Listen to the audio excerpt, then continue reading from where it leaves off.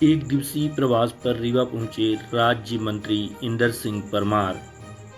School शिक्षा राज्य मंत्री इंदर सिंह परमार शनिवार को एक दिवसीय प्रवास पर रीवा पहुंचे। रीवा के मॉडल स्कूल में आयोजित स्वर्ण जयंती समारोह में मुख्य अतिथि के रूप में वे शामिल हुए। इस दौरान उन्होंने स्कूल के 50 साल पूरे होने पर बधाई दी। साथ ही कहा कि अब घर में बोली जाने वाली भाषा में शिक्षा दी जाएगी, चाहे वह बघेली भाषा हो या फिर बुंदेली। किताबें लिखने का काम तेजी से चल रहा है। रीवा की मॉडल स्कूल में अपने स्थापना के 50वें वर्ष पूरे कर लिए गए हैं। इस अवसर पर एक बड़ा समारोह आयोजित किया गया, जिसमें वर्तमान और पूरा छात्रों सहित स्थानीय विधायक व पूर्व मंत्री राजेंद्र शुक्ल, रीवा सांसद जनार्दन मिश्र व अन्य गणमान्य नागरिकों समेत मुख्य अतिथि के रूप में शिक्षा मंत्री इंदर सिंह परमार शामिल हुए। स्कूल स्टाफ और जनप्रतिनिधियों ने शिक्षा मंत्री का अतिथि सत्कार किया। इस दौरान शिक्षा मंत्री ने स्कूल के स्वर्ण जयंती पर बधाई दी। उन्होंने कहा कि स्कूल ने ऐतिहासिक उपलब्धि हासिल की है। विंध्य प्रदेश शेरों की धरती है, जिसे प्रणाम करता हूँ। उन्होंने कहा कि शिक्षा नीति में लगातार बदलाव किए जा रहे हैं। मध्य प्रदेश में अब घर में बोली जाने वाली भाषाओं में शिक्षा दी जाएगी। किताबें लिखने का काम तेजी से चल रहा है, चाहे बघेली भाषा हो या बुंदेली भाषा हो। मातृभाषा में शिक्षा देने की नीति बनाई गई है, जो जल्द ही लागू होगी।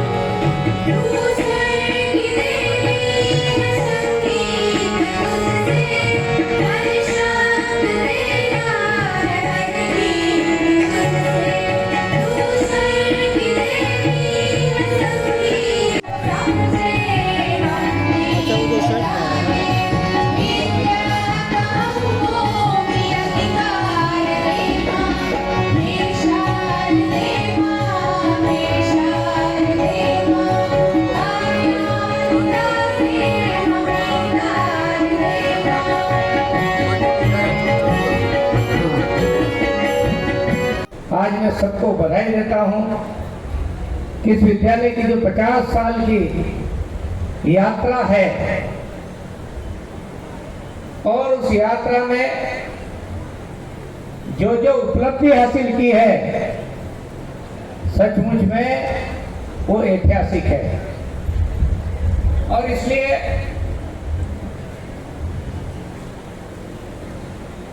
विंध्य की धरती में, जिसको सफेद शेरों की धरती बोला जाता है, उस धरती को मैं कोटि कोटि प्रणाम करता हूं। हम जानते हैं कि शिक्षा की जो यात्रा है, वो यात्रा केवल भवन की यात्रा नहीं है। वो यात्रा केवल शिक्षकों की यात्रा नहीं है। वो यात्रा केवल ऊंचे पदों तक सिलेक्शन होने तक की यात्रा नहीं है। अपने देश की परंपरा में शिक्षा वो उपक्रम माना गया है, जिसमें एक श्रेष्ठ नागरिक का निर्माण किया जाता है। और श्रेष्ठ नागरिक जो होता है, वो केवल अपनी जीविका तक, अपना ऊंचाई तक पहुंचने तक उसकी यात्रा समाप्त नहीं होती है। उसकी यात्रा तो तब समाप्त होगी जब अपना देश, अपनी धरती विश्व के मंच पर फिर से विश्व गुरु के रूप में स्थापित होगा। और वो यात्रा फिर सतत चलती रहेगी। और इसलिए जिन साधकों ने, जिनमें गुरु प्रसाद श्रीवास्तव जी का उल्लेखनीय योगदान है, मुझे लगता है कि उन्होंने जब यात्रा प्रारंभ की होगी, ये विचार करके की होगी कि मैं जिन छात्रों का इस विद्यालय से निर्माण करना चाहता हूं, वो भारत माता की जय जयकार करते हुए अपने देश को दुनिया का सर्वश्रेष्ठ देश बना देंगे। अपने विद्यालय के माध्यम से जो संस्कार ग्रहण किए हैं, ऐसा श्रेष्ठ समाज निर्माण करने में उनका योगदान होगा। इस भाव के साथ में इस विद्यालय की यात्रा प्रारंभ हुई होगी। जो लोग गए हैं वो निश्चित रूप से इस विद्यालय की मिट्टी की उपलब्धि है। और इसलिए मैं कई बार कहता हूं कि भारत की परंपरा में, अपनी शिक्षा की व्यवस्था में ये बीच का कालखंड छोड़ दो। 1835 से लेकर के तो आजादी तक का कालखंड छोड़ दो। उस समय की जो शिक्षा पद्धति एक दी गई थी, हम पर थोपी गई थी, वो विशुद्ध रूप से अंग्रेजों ने हिंदुस्तान पर ज्यादा समय तक राज्य कैसे कर सके हम, और इससे भारत के नागरिक कैसे बने, उस फौज खड़ी करने के लिए वो शिक्षा पद्धति बनाई थी। लेकिन उसके पहले की भारत के दर्शन की शिक्षा का जो दर्शन भारत का रहा है, उसमें प्रकृति और संस्कृति को आधार मानकर शिक्षा देने की परंपरा रही है। और इसलिए दुनिया के लोग भारत की धरती पर शिक्षा ग्रहण करने आते थे और भारत विश्वगुरु कहलाता था। और केवल भारत शिक्षा के क्षेत्र में ये था, ऐसा नहीं है। भारत आर्थिक रूप से भी संपन्न था और इससे दुनिया के लुटेरे हिंदुस्तान को लूटने आए हैं। दुनिया के लुटेरे केवल ईसा के बाद नहीं, ईसा के पूर्व से भी हिंदुस्तान को लूटने का चक्र चलता रहा, क्योंकि दुनिया की सारी आर्थिक स्थिति थी, उसमें 50% से ज्यादा अपने देश की हिस्सेदारी होती थी, भारत की हिस्सेदारी होती थी, और बाकी में सारी दुनिया समा जाती थी। ऐसा संपन्न और शक्तिशाली देश और ऐसा शिक्षा के क्षेत्र में विश्व को ज्ञान देने वाला देश रहा है, तभी तो लोग शिक्षा ग्रहण करने आए थे। तभी तो दुनिया के लुटेरे अपनी आर्थिक संपन्नता को देख करके अपने देश को लूटने आए थे। और इसलिए ईसा के 550 साल पहले इस धरती पर एक ईरान से लुटेरा आया, हकमनी नाम का, फिर उसका बेटा आया। बहुत छोटे से हिस्से पर उसने अपना साम्राज्य स्थापित करने की कोशिश की, लेकिन जो तीसरा लुटेरा आया, जो शायद हमारे देश के मन मस्तिष्क उसकी छाप को ऐसी स्थापित कर दी जैसे उसने भारत पर राज्य स्थापित कर लिया हो, वास्तविकता से भिन्न छाप छोड़ने की कोशिश की गई। दुनिया का उस समय का सबसे शक्तिशाली भारत उसको जीत नहीं सका, वो विश्व विजेता कैसे हो सकता था? जो पराजित हुआ वो विश्व विजेता कैसे हो सकता था? जो पराजित हुआ उसको जीता हुआ सिकंदर कैसे कहने की परंपरा डाल दी? दुर्भाग्य से इतिहासकारों ने भारत के शौर्य और पराक्रम को दम करके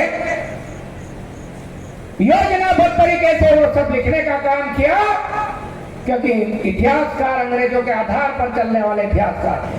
भारत की परंपरा में शिक्षा की सबसे बड़ा होता था, उस परंपरा को राष्ट्रीय शिक्षा नीति फिर से स्थापित करने जा रही है, गुरु की श्रेष्ठता स्थापित करने फिर से जा रही है। और इसलिए बदल रहे हैं, शिक्षा की व्यवस्था को बदल रहे हैं, लेकिन बदल करके हम विदेश से कोई प्रेरणा नहीं ले रहे हैं। हम भारत की धरती से, भारत की परंपरा से प्रेरणा लेने का काम कर रहे हैं। और एक बहुत बड़ी प्रेरणा हम ले रहे हैं, जहां पर भगवान श्री कृष्ण ने शिक्षा ग्रहण की थी। 64 कलाओं में उन्होंने अध्ययन किया था शांतिपनी आश्रम से। यदि हमको शिक्षा की जड़ खोजना है तो हम शांतिपनी आश्रम से खोजेंगे, यदि हमको शिक्षा की जड़ खोजना है तो हम तक्षशिला से खोजेंगे, यदि हम शिक्षा की जड़ खोजना है तो नालंदा से खोजेंगे, विक्रमशिला से खोजेंगे और भाईशाला से खोजेंगे, जो अपने अपने समय के विश्व प्रसिद्ध विश्वविद्यालय होते थे, जहां दुनिया के लोग अध्ययन ग्रहण करने आते थे, शिक्षा ग्रहण करने आते थे। ऐसी श्रेष्ठ परंपरा को फिर से स्थापित करते हुए भारत को जिस स्थान पर पहुंचना है, इसलिए हम कई बार बात करते हैं कि आजादी के 75 साल पूर्ण हुए, लेकिन आजादी के जब 100 साल पूरा होगा तब का भारत कैसा होगा? 25 साल बाद का भारत कैसा होगा? ऊर्जा के क्षेत्र में कैसा होगा? शिक्षा के क्षेत्र में कैसा होगा? देश की सुरक्षा के क्षेत्र में कैसा होगा? और दुनिया के मंच पर शक्तिशाली भारत होगा तो कैसा होगा? और दुनिया को हम किस प्रकार से एकजुट रखते हैं, हम दुनिया को अपने साथ खड़ा कर सकेंगे। इसे भारत का निर्माण करने का संकल्प लेने का वर्ष। वो लुटेरा यूनान की धरती से आया था, दुनिया को लूटता लूटता चला था। अफगानिस्तान वाला क्षेत्र जब हिंदुस्तान का होता था उस पर आया था। ईरान के जिस लुटेरे ने थोड़ा राज्य लूटा था उस पर उसने साम्राज्य स्थापित किया था। लेकिन आगे बढ़ा तो भारत की धरती के उस वीर से उसका संघर्ष हुआ है, जिस वीर ने उस लुटेरे को दो बार युद्ध के क्षेत्र में पराजित किया है। ऐसा पौरुष था जिसने अलेक्जेंडर को पराजित किया था। बाद में उसको उन्होंने सिकंदर के करके उसका मान आनंदित करने का काम कर दिया। लेकिन फिर आगे बढ़ा, पौरुष से समझौता करके फिर आगे बढ़ा। चंद्रगुप्त मौर्य की सेना सामने खड़ी थी। चंद्रगुप्त मौर्य की सेना देख करके सिकंदर की, अलेक्जेंडर की सेना में विद्रोह हो गया, हाहाकार मच गया उसकी सेना में। सेना ने कह दिया कि हम युद्ध नहीं करेंगे, और युद्ध नहीं करने के कारण क्या गिनाए थे? युद्ध करने के कारण ये गिनाए थे कि चंद्रगुप्त मौर्य की सेना से लड़ने के पहले ही कई गांव में, कई क्षेत्र में हिंदुस्तान के लोग अपनी धरती के लिए लड़ते लड़ते बलिदान दे रहे थे। बच्चे भी बलिदान दे रहे थे, बूढ़े भी बलिदान दे रहे थे, जवान भी बलिदान दे रहे थे, और खेती के परंपरागत औजारों के द्वारा उस सेना से संघर्ष कर रहे थे। वो समझ गए थे भारत की ताकत को, भारत के समाज की ताकत को। और जब सिकंदर के सामने सोचता है कि चंद्रगुप्त मौर्य की सेना बहुत शक्तिशाली है, कैसे आगे बढ़ेंगे? सेना के सेनापतियों ने, सैनिकों ने कहा हम नहीं लड़ेंगे, और इसलिए चंद्रगुप्त मौर्य की सेना से घबरा करके सिकंदर ने वापस अपनी धरती पर लौटने का निर्णय किया। एक प्रकार से सिकंदर भारत की धरती पर पराजित हुआ। सिकंदर भारत की धरती पर घुटने टेक कर रखा। और बाद के इतिहासकारों ने, और स्वतंत्रता के बाद के इतिहासकारों ने भी हमारे बीच में एक छाप छोड़ दी कि जो जीता वो सिकंदर, विश्व विजेता सिकंदर, सिकंदर महान। और हमारे भारत के शौर्य और पराक्रम का इतिहास हमने नहीं पढ़ाया। परिणाम ये हुआ कि भारत के लोग, एक समय तो ऐसा आया था, मैं भी एक अच्छे विद्यालय में पढ़ा हूं जिसको उत्कृष्ट विद्यालय कहते हैं। मेरे साथ का एक साथी अमेरिका गया, पढ़ने के लिए गया। जब वो आया तो हमने पूछा भाई कैसा लगता है? हम तो ठेठ गांव के थे, ये पूछा वो शहर का था, तो कैसा लगता है तुमको? देखिए जब वो पढ़ता था उस स्कूल में, तब वो अपने माता प्रति और अपने लोगों के प्रति श्रद्धा के भाव से देखता था। लेकिन बात का उसका जवाब जो आया है, उन्होंने कहा भाई साहब हिंदुस्तान में कुछ नहीं रखा है, यहाँ का समाज खराब है, यहाँ की सरकारें खराब है, यह कुछ अच्छा नहीं है, वहां सब कुछ अच्छा है। ये मानसिक रूप से अंग्रेजों की शिक्षा पद्धति का जो पैटर्न था, उसके कारण से हम श्रेष्ठ नागरिक निर्माण करने की कभी हमेशा महसूस करते थे। कई बार शिक्षा के क्षेत्र में परिवर्तन की बात आई। लोकनायक जयप्रकाश नारायण के नेतृत्व में जो आंदोलन चला था, उस समय भी अमूलचूल परिवर्तन की बात आई, लेकिन हम उस समय भी पूरा नहीं कर पाए। 1986 में जब देश के प्रधानमंत्री राजीव गांधी बने, तो उस समय राष्ट्रीय शिक्षा नीति पर फिर से व्यापक चर्चा हुई। दुर्भाग्य से उस शिक्षा नीति का भी वो असर हुआ कि उसका क्रियान्वयन पक्ष सबसे कमजोर रहा, और वैचारिक जो चिंतन था, भारत की धरती से निकलने वाले चिंतन को उसमें समावेश नहीं किया गया। लेकिन 2020 में हमारे देश की राष्ट्रीय शिक्षा नीति पॉलिसी के रूप में, नीति के रूप में हमें वो सब अवसर करने का अवसर दे रही है, जिसके आधार पर हम अमूलचूल परिवर्तन करके अपने भारत की शिक्षा को, अपनी संस्कृति, अपनी भाषाओं को श्रेष्ठता स्थान पर पहुंचाने का काम पूरा कर सकेंगे। और इसलिए अमूलचूल परिवर्तन का काम आज देश में चल रहा है। मध्य प्रदेश की धरती पर भी जो परिवर्तन हो रहा है, उसी के अनुरूप हमने काम प्रारंभ किया है। और इसलिए हमने तय किया है, पहले सरकारी स्कूलों में पहली क्लास, उसके पहले कि कोई कक्षाएं नहीं थी। हमने तय किया है कि अब मध्य प्रदेश में जो एनसीएफ में जो नीति बनाई गई है 3 साल की, हम मध्य प्रदेश में उनको बाल वाटिकाओं के नाम से चलाएंगे। पहला साल होगा जिसका नाम रहेगा अरुण, दूसरा साल उदय और तीसरा साल प्रभात। अरुण, उदय और प्रभात ऐसी बाल वाटिकाएं संचालित होगी जो पुस्तकों के बोझ से मुक्त रहने वाली है, पुस्तकों बोझ से मुक्त रहने वाली है। प्रकृति और संस्कृति के आधार पर हमारे शिक्षक खेल खेल में शिक्षा देने का काम करेंगे और संस्कार युक्त शिक्षा देने के आधार पर अपने देश के श्रेष्ठ नागरिक निर्माण करके की नींव का निर्माण करते आगे बढ़ेंगे। ये परिवर्तन किया जा रहा है। गौरवशाली इतिहास, भारत की गौरवशाली परंपरा को जोड़ते हैं अपने प्रदेश के बच्चे अब जो घर में बोली जाने वाली भाषा है उसको हम शिक्षा में समाहित करने जा रहे हैं। प्राथमिक शिक्षा उसी के आधार पर हम देने का काम करेंगे। और इसलिए जब हमारे यहाँ के सांसद जी बघेली में बोल रहे थे, हमने तय किया है कि जो बच्चे बघेली में प्राथमिक शिक्षा लेना चाहेंगे उनको बघेली में शिक्षा दी जाएगी। जो बच्चे बुंदेली में पढ़ना चाहेंगे बुंदेली में शिक्षा दी जाएगी। जो बच्चे मालवे में पढ़ना चाहते हैं उनको मालवे में दी जाएगी। जो निमाड़ी में पढ़ना चाहते हैं निमाड़ी दी जाएगी। और जो बच्चे भीली में पढ़ना चाहते हैं उनको भीली में शिक्षा दी जाएगी। जो बच्चे गोंडी में पढ़ना चाहते हैं गोंडी में शिक्षा दी जाएगी। जो बच्चे गोरखी में पढ़ना चाहते हैं गोरखी में शिक्षा दी जाएगी। 7 भाषाओं के आधार पर मध्य प्रदेश की प्राथमिक शिक्षा को देने का काम हम करने वाले हैं। किताबें लिखने का काम बहुत तेज गति के साथ चल रहा है। थोड़े समय बाद आप सब लोगों के सामने वो व्यवस्था लागू होने वाली है, एक ऐतिहासिक परिवर्तन के साथ। और भाषा का गर्व का विषय मैं इसलिए मानता हूं कि भाषा का हम सबको गर्व होना चाहिए, अपनी मातृभाषा का। देखिए, राष्ट्रीय शिक्षा नीति ने कहा कि मातृभाषा में शिक्षा दी जाएगी। देश के किसी हिस्से से विरोध नहीं हुआ है। और नहीं तो हिंदुस्तान तो ऐसा है कि यदि हमारी सेना पराक्रम करे तो उससे प्रश्न पूछे जाते हैं। यदि हमारे वैज्ञानिक वैक्सीन का निर्माण करे तो जब तक दुनिया के दूसरे लोग उसकी पढ़ाई नहीं कर दे तब तक हिंदुस्तान के लोग विरोध में खड़े रहते हैं। उस देश में राष्ट्रीय शिक्षा नीति 2020 का व्यापक समर्थन हुआ है। और यही हुआ है कि हम अपनी मातृभाषा में शिक्षा देने का काम आगे बढ़ेंगे। और हमने और परिवर्तन किया है। एक देश में बदलाव कर दिया, राज्य में भी बदलाव कर दिया कि 5वीं और 8वीं की परीक्षाएं नहीं कराएंगे।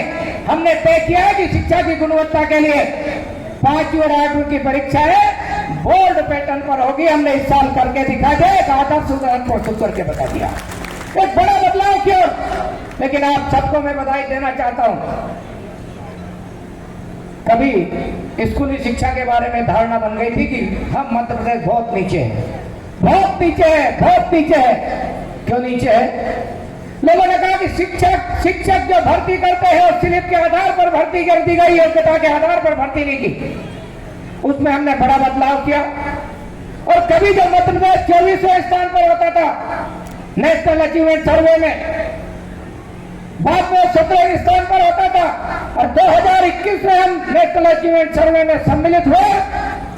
मध्य प्रदेश 17वें से 5वें स्थान पर आ गया है। ये मध्य प्रदेश के शिक्षकों का जो परिश्रम है उसका परिणाम है दिखने को मिलता है।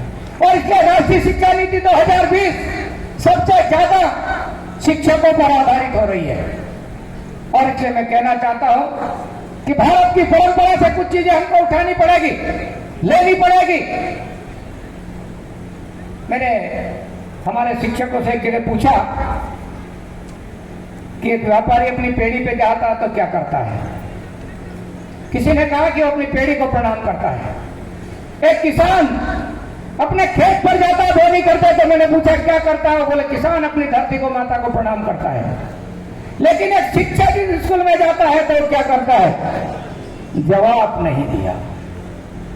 फिर एक जो जिला शिक्षा अधिकारी बनकर कहा कि सर मैं जब पढ़ाता था तब मैं स्कूल की जाता था तो स्कूल के में प्रवेश करते से मिट्टी को प्रणाम करता था। मैंने कहा कि यदि सारे शिक्षक हमारे अपने विद्यालय की धरती को प्रणाम करने लगे तो बगैर भाषण दिए बच्चों में संस्कार स्वयं आ जाएगा, बगैर भाषण दिए। और दूसरा संस्कार उसके ऑटोमेटिक आएगा कि बच्चे भी विद्यालय की पेड़ी को प्रणाम करेंगे, उसके प्रति श्रद्धा रखेंगे और अपने शिक्षक के भी पैर छूने की परंपरा फिर से स्थापित कर देंगे। और जो गुरु की श्रेष्ठता भारत में थी, माफ कीजिए बहुत सारे लोग दुनिया में खोजते हैं गुरु की श्रेष्ठता कहां रही होगी। भारत की संस्कृति और विरासत में गुरु ही सबसे ऊंचा होता था, गुरु ही सबसे बड़ा होता था। ये तो बाद में हमने गुलामी के कालखंड में और अंग्रेजी शिक्षा पद्धति के आधार पर कह दिया कि कोई आईएएस बड़ा होगा, कोई चीज। हमारे भारत के शौर्य और पराक्रम का इतिहास हमने नहीं पढ़ाया। परिणाम ये हुआ कि भारत के लोग, एक समय तो ऐसा आया था, मैं भी एक अच्छे विद्यालय में पढ़ा हूं जिसको उत्कृष्ट विद्यालय कहते हैं। मेरे साथ का एक साथी अमेरिका गया, पढ़ने के लिए गया। जब वो आया तो हमने पूछा भाई कैसा लगता है, हम तो ठेठ गांव के थे, इसलिए पूछा वो शहर का था, तो कैसा लगता है तुमको। देखिए जब वो पढ़ता था उस स्कूल में तब अपने माता प्रति और अपने लोगों के प्रति श्रद्धा के भाव से देखता था। लेकिन बात का उसका जवाब जो आया है, उन्होंने कहा भाई साहब हिंदुस्तान में कुछ नहीं रखा है, यहाँ का समाज खराब है, यहाँ की सरकारें खराब है, यहाँ कुछ अच्छा नहीं है, वहां सब कुछ अच्छा है। ये मानसिक रूप से अंग्रेजों की शिक्षा पद्धति का जो पैटर्न था उसके कारण से हम श्रेष्ठ नागरिक निर्माण करने की कभी हमेशा महसूस करते थे। कई बार शिक्षा के क्षेत्र में परिवर्तन की बात आई। लोकनायक जयप्रकाश नारायण के नेतृत्व में जो आंदोलन चला था उस समय भी अमूलचूल परिवर्तन की बात आई, लेकिन हम उस समय भी पूरा नहीं कर पाए। 1986 में जब देश के प्रधानमंत्री राजीव गांधी बने तो उस समय राष्ट्रीय शिक्षा नीति पर फिर से व्यापक चर्चा हुई। दुर्भाग्य से उस शिक्षा नीति का भी वो असर हुआ कि उसका क्रियान्वयन पर सबसे कमजोर रहा और वैचारिक जो चिंतन था भारत की धरती से निकलने वाले चिंतन को उसमें समावेश नहीं किया गया।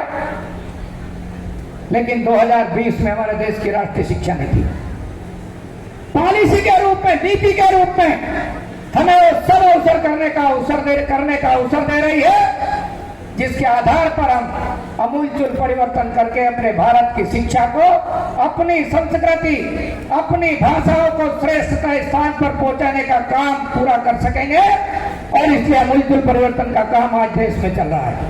मध्य प्रदेश की धरती पर भी जो परिवर्तन हो रहा है उसी के अनुरूप हमने काम प्रारंभ किया है। और इसलिए हमने तय किया है, पहले सरकारी स्कूलों में पहली क्लास, उसके पहले कि कोई कक्षाएं नहीं थी।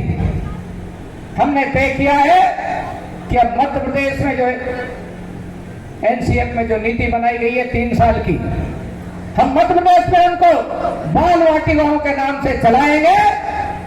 पहला साल होगा जिसका नाम रहेगा अरुण, दूसरा साल उदय और तीसरा साल प्रभात। अरुण, उदय, प्रभात ऐसी बाल वाटिकाएं संचालित होगी जो पुस्तकों के बोझ से मुक्त रहने वाली है, पुस्तकों बोझ से मुक्त रहने वाली है।